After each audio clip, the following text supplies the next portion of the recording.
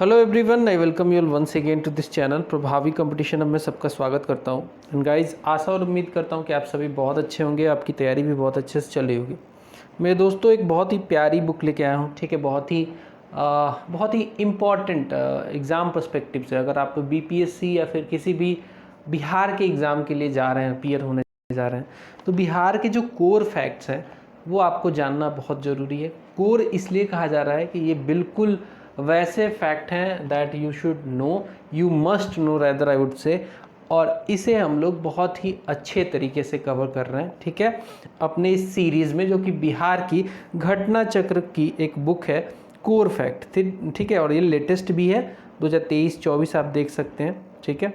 तो इसमें ऑलरेडी हमने 2 वीडियो देख लिया है, 2 वीडियो कवर कर लिया है। दैट इज़ बिहार का एक ओवरव्यू का वीडियो है जिसमें सेंसस वगैरह सब कुछ इंक्लूडेड है।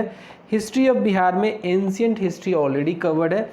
मिडिवल हिस्ट्री काफ़ी छोटा पोर्शन है, तो इसलिए बहुत ज़्यादा उसमें टाइम नहीं लगना है। तो मिडिवल और मॉडर्न हिस्ट्री ऑफ बिहार को एक साथ इसी वीडियो में मैं प्रेजेंट कर रहा हूँ आप तक। मिडिवल और मॉडर्न हिस्ट्री दोनों एक ही साथ प्रेजेंट कर रहा हूँ। तो चलिए शुरू करते हैं। अगर आप चैनल पर नए हैं तो ज़रूर सब्सक्राइब कीजिए, बेल आइकन को भी प्रेस कीजिए, ताकि हमारे लेटेस्ट वीडियोस का, ऐसे ही जो लेटेस्ट वीडियोस हैं आते रहते हैं, उनका नोटिफिकेशन भी आपको मिलता रहे, ये ज़रूर कीजिए। चलिए स्टार्ट करते हैं। देखिए, ये है मिडिवल हिस्ट्री ऑफ बिहार। तो सबसे पहला है entry of Islamic power in Bihar. तो बिहार में जब इस्लामिक पावर की बात करते हैं तो सबसे इम्पॉर्टेंट एक नाम आता है इब्न बख्तियार खिलजी, इब्न बख्तियार खिलजी का। सो ड्यूरिंग 1193 टू 1206 AD, ठीक है, ये पीरियड के बीच में, दैट इज़ 13 साल का प्रिसाइजली ये पीरियड है, Bakhtiyar Khilji attacked Bengal and Bihar and conquered both the region. Bakhtiyar Khilji जो है, जिसे इब्न बख्तियार खिलजी भी बोलते, पूरा नाम उसका यही है, इसने बिहार और बंगाल पे दोनों पे आक्रमण किया और दोनों को कनकर भी किया, यानी कि जीता भी। He was the military commander of Qutbuddin Aibak, जो कि ऐबक डायनेस्टी जो थी, या फिर जिसे मामलुक डायनेस्टी कहते हैं, स्लेव डायनेस्टी कहते हैं, उसका फाउंडर था कुतुबुद्दीन ऐबक, उसी का ये कमांडर था। And finally he died in 1206 में इसका देहांत हो जाता है। इल्तुतमिश अगेन बिहार पे अटैक करता है 1225 AD में। तो ये डेट इंपॉर्टेंट है, ये डेट पूछ लेता है कई बार। देखिए, बिहार से स्पेसिफिक आप पढ़ रहे हैं, ठीक है, तो इससे रिलेटेड डेट्स वगैरह भी आप याद रखेंगे, ऐसा मैं आपको एडवाइस कर रहा हूँ, ठीक है, बहुत ज़रूरी है। इल्तुतमिश ने बिहार में अटैक किया 1225 AD में, एंड इल्तुतमिश ने अपॉइंट किया मलिक जानी को। इल्तुतमिश अपॉइंटेड मलिक जानी as his first subedar in Bihar. Iltutmish ने अपॉइंट किया मलिक जानी को as his first subedar in Bihar, ठीक है। इल्तुतमिश ने अपॉइंट किया मलिक जानी को as first subedar in Bihar. Turkish supremacy over Bihar in 1324 AD। Turkish की सुपरमेसी हुई। तुर्किश में जैसे कि गयासुद्दीन तुगलक एक तुर्किश शासक था, तुगलक डायनेस्टी से बिलोंग करता था। इसने जो है अटैक किया बिहार पे 1324 AD में। ये भी इम्पॉर्टेंट है कि तुर्किश अटैक कब हुआ बिहार पे, तो उसके अटैक जो हुआ वो 1324 में हुआ with the attack of Ghiyasuddin Tughlaq. The Tirhut region of Bihar, the Tirhut region कौन सा रीजन है? तिरहुत रीजन बिहार का रीजन है।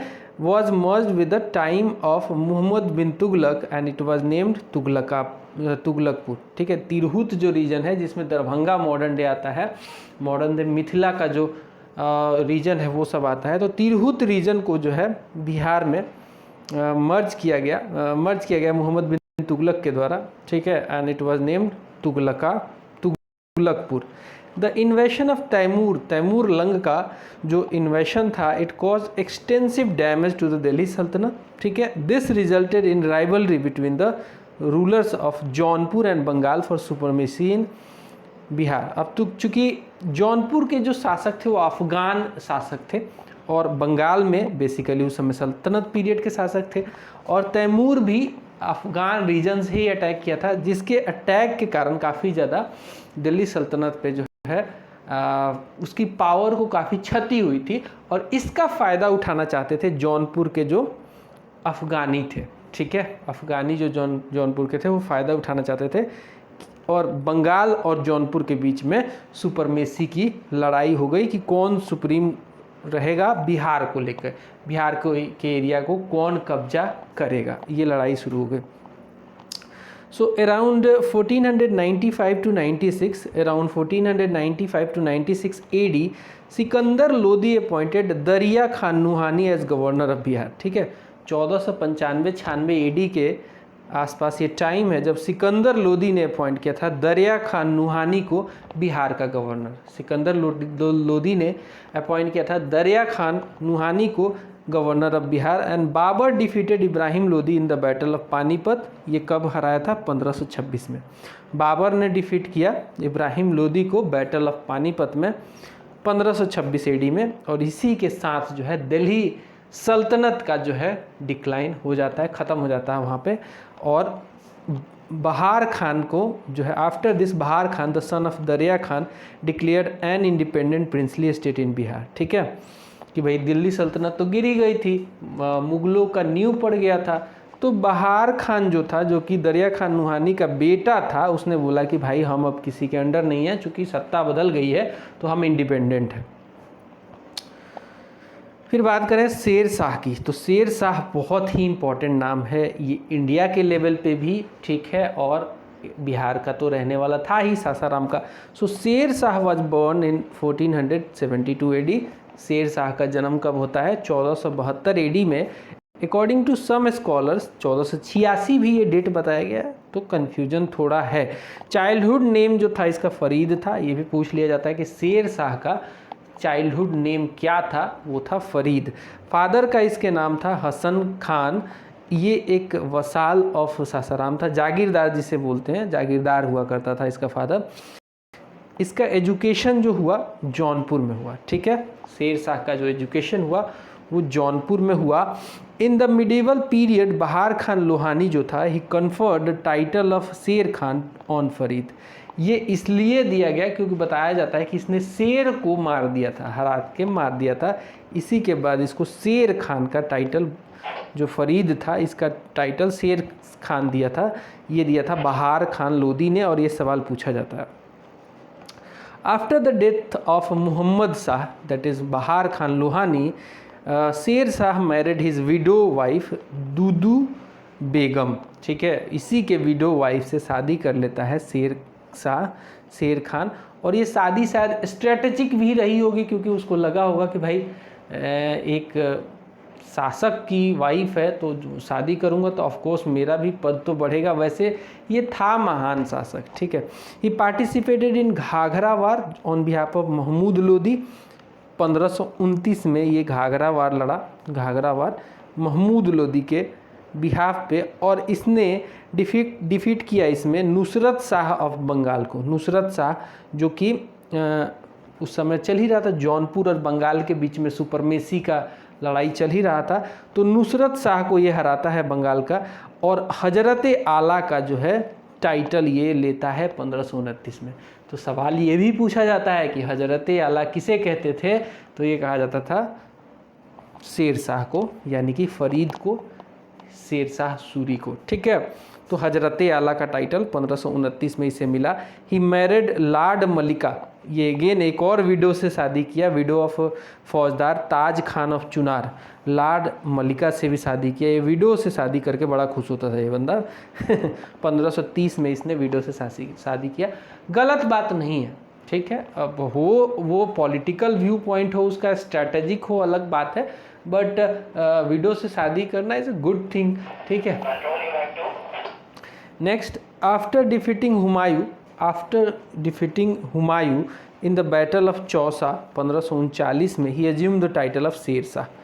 शेर खान की उपाधि दी थी किसने? बहार खान लोहानी ने। लेकिन शेर शाह की उपाधि जब इसको मिली, ये वो पल था जब इसने 1539 में चौसा की लड़ाई में, और एक और लड़ाई हुई थी बैटल ऑफ बिलग्राम भी, दो लड़ाइयों में तो बिल्कुल ही इसने हुमायूं को हरा के भगा दिया था।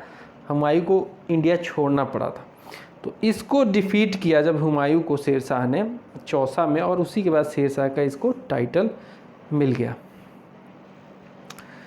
ही defeated Humayun in the battle of Kannauj, ठीक है, ही defeated Humayun in the battle of Kannauj, जिसे बैटल ऑफ बिलग्राम भी बोलते हैं। यही बात मैं अभी बता रहा था आपको कि एक तो चौसा में हराया ही तो उसकी कमर तोड़ी, फिर दोबारा हरा के कन्नौज में, बिलग्राम में उसको फिर जो है भागना ही पड़ गया हुमायूं को, और इस्टेब्लिश हुआ दिल्ली पे कब्जा किसका, अफगान एम्पायर का, जिसे हम कहते हैं सूर डायनेस्टी का। 1540 में इस्टेब्लिशमेंट हो गया, ठीक है। After conquering Raisen in 1543 AD he treacherously killed the ruler Puramal and carried out a horrific massacre which is blot on Sher Shah. शेर शाह पे एक दाग भी है। वो दाग क्या है कि जब कहते हैं कि उसने जो रायसीन पे कनकर किया 1543 AD में, उसके बाद धोखे से इसने पुरामल को मार दिया, वहाँ का जो किंग था, एंड उसके बाद एक हॉरिफिक वहाँ पे मासेकर किया, बहुत सारे लोगों को मारा। ये एक ब्लॉट है शेर शाह पे। He conquered Marwar also in 1444 and finally he died in 1545 में, 1545 में ये डाई कर गया। ड्यूरिंग द कलिंजर कैंपेन में ही ये मर गया। Sher Shah divided his empire into sarkars. Sarkars मतलब मॉडर्न डे के जिले जैसे होते हैं, वैसे शेर शाह ने डिवाइड किया था। शेर शाह की जो एडमिनिस्ट्रेटिव रेवेन्यू पॉलिसी थी, रुपये से रिलेटेड पॉलिसी थी, वो काफ़ी ज़बरदस्त थी, ठीक है। Initially there were 47 sarkars. After the conquest of Bengal it was divided into 16 sarkars. 10 total number जो था वो सरकार का 47 + 16 63 हो गया था, 63 हो गया था। The administration of sarkar was carried out by Sikdar e Sikdaran. Sikdar e Sikdaran के द्वारा सरकार की यानी कि ज़िले की एडमिनिस्ट्रेशन की जाती थी, एंड मुसीफन भी इसमें हेल्प करता था। तो शेर शाह सूरी वाज मेनली जो था वो उसको एक श्रेय जाता है। He mainly implemented the ryotwari system for the land revenue system. He propagated silver coin as a rupiya. जो आप मॉडर्न डे रुपया की बात करते हो ना, उस समय शेर शाह ने सिल्वर कॉइन को रुपया बता के इंट्रोड्यूस किया था। अब्बास खान सरवानी जो था ही हैज़ रिटन बायोग्राफी, ठीक है। अब्बास खान सरवानी जो है तारीख़ दाऊदी बोलते हैं शायद, तारीख़ दाऊदी करके है। ये जो है अब्बास खान सरवानी ने लिखी थी, और ये इसकी बायोग्राफी है किसकी, शेर शाह सूरी की। सो Sher Shah built his Tom Sasaram में, सासाराम में बनाया, बिहार में पड़ता है सासाराम, और इसका जन्म भी सासाराम में ही हुआ था। This tomb is made of red sandstone in an octagonal shape. Octagonal का मतलब होता है 8 एज्ड का ये शेप है, ठीक है। And in the middle of artificial lake में, कभी आप देखना पिक्चर पे भी, गूगल पे भी डाल के देख सकते हो, बहुत प्यारा लगता है। एक उस समय का आर्ट का मार्वल माना जाता है। After that his son Jalal Khan जो था become the ruler under the name of Islam Shah. Islam Shah के नाम से इसका बेटा जलाल खान शेर शाह सूरी का गद्दी पे बैठा। Bihar began again came under suzerainty of Mughal. वो जब कब हुआ, वो जब अकबर का कॉन्क्वेस्ट हुआ बिहार पे 1574-75 में।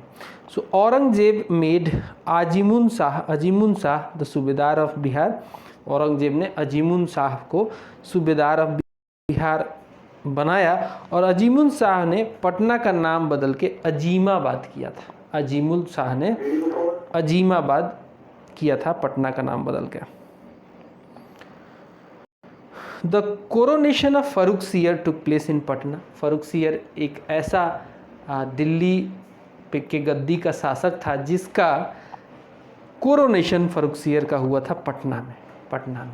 फिर शाह आलम द्वितीय का भी हुआ था, बट पहला था फर्रुखसियर।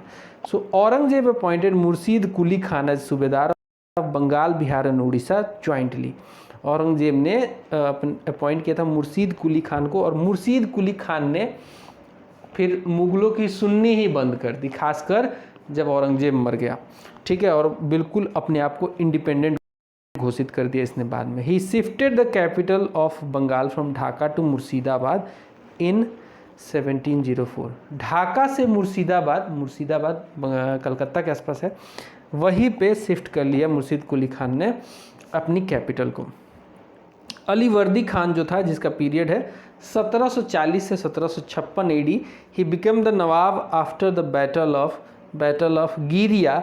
ही वॉज लास्ट पावरफुल नवाब। ठीक है, अलीवर्दी खान जो था 1740 से लेकर 56 एडी तक, he became the nawab after battle of Giria and he was the last powerful nawab. इसके बाद इसका नाती था, ग्रैंडसन था सिराजुद्दौला, जो कि गद्दी पे बैठा। सिराजुद्दौला का नाम इसलिए इम्पोर्टेंट है कि इसी के समय में, हालांकि बैठा था 1756 में, लेकिन एक साल बाद ही बैटल ऑफ प्लासी हो गई, जिसमें रॉबर्ट क्लाइव ने इसे हरा दिया था।